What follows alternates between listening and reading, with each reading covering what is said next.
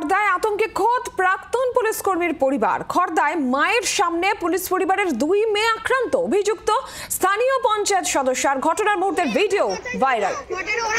এটা হাউজিং কমপ্লেক্সে ও কোন জায়গায় নতুন করে হলো নাকি? আচ্ছা অবশ্যই তাই নাকি?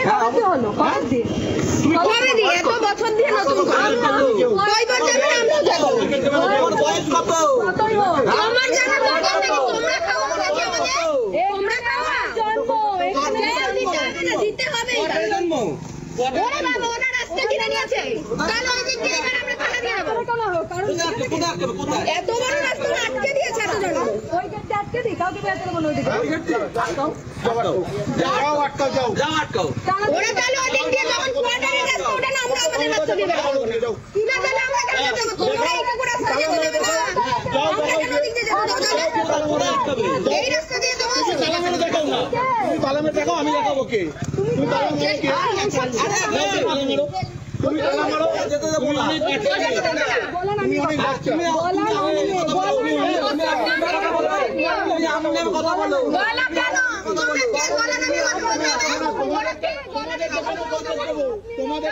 বরুণ সেনগুপ্ত টেলিফোন লাইনে রয়েছেন। প্রতিনিধি বরুণ, ভাইরাল ভিডিও আমরা দেখতে পাচ্ছি, ঠিক কি ঘটনা, কি অভিযোগ হয়েছে?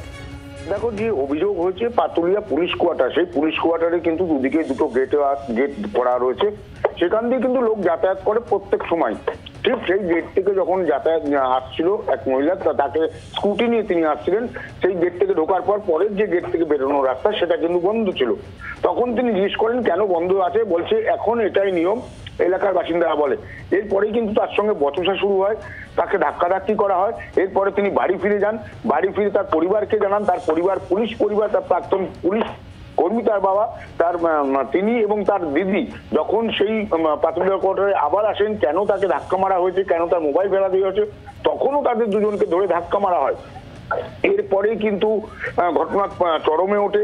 একেবারেই সেই জায়গায় যারা বসবাস করেন পাতুলিয়া কোয়ার্টারে, তারা বেশ কিছু মানুষ জড়ো হয়ে যান। আসেন পঞ্চায়েতের মেম্বার, তিনি এসে কিন্তু একেবারেই গায়ে হাত দিয়েছেন, এমনটাই কিন্তু অভিযোগ সেই পরিবারের তরফ থেকে করা হচ্ছে। এবং এই মর্মে কিন্তু রহরা থানায় একটি অভিযোগও দায়ের করা হয়েছে। যদিও এখনো পর্যন্ত কাউকে গ্রেপ্তার করা হয়নি, কিন্তু এই ধরনের ঘটনা, যে রাস্তা সর্বজনীন রাস্তা, সবাই সেই রাস্তা দিয়ে যাতায়াত করে দীর্ঘদিন ধরেই, সেই রাস্তা কেন এইভাবে গেট দিয়ে আটকে দেওয়া হবে, এটা নিয়ে কিন্তু প্রশ্ন তুলছেন। আর একেবারে একজন মহিলা, তিনি যখন সেই রাস্তা দিয়ে যাচ্ছেন বা সেই রাস্তা দিয়ে প্রথমে কেন তাকে আটকে দেওয়া হলো না, বলা হলো না এই রাস্তা বন্ধ করে দেওয়া হয়েছে, এটা নিয়ে কিন্তু প্রশ্ন উঠতে শুরু করে দিয়েছে।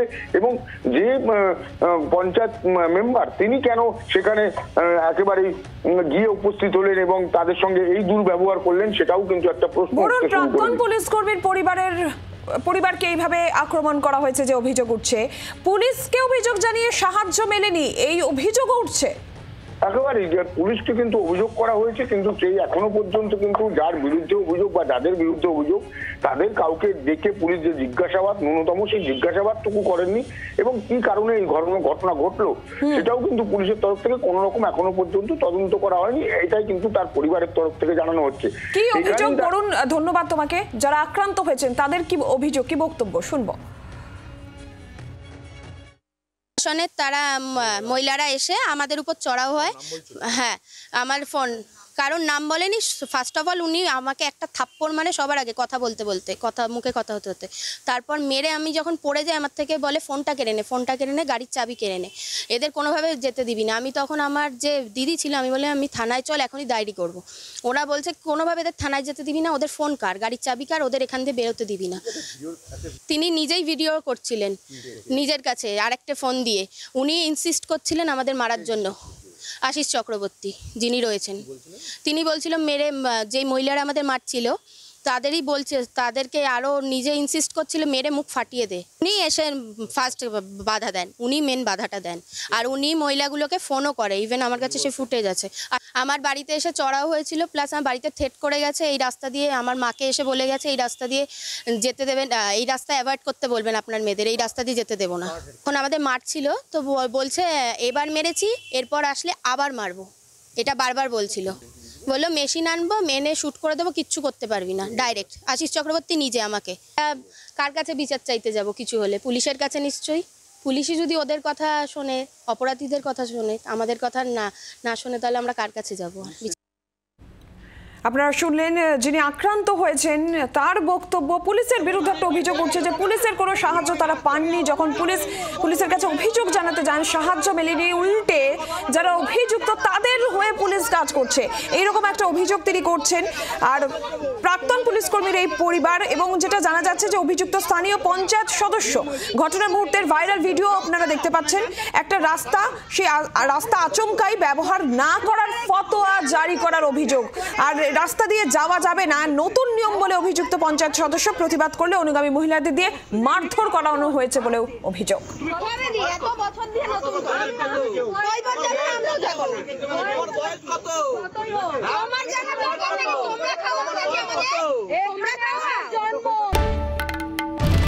বাংলার আওয়াজ, বাঙালির আবেগ, জি 24 ঘন্টা।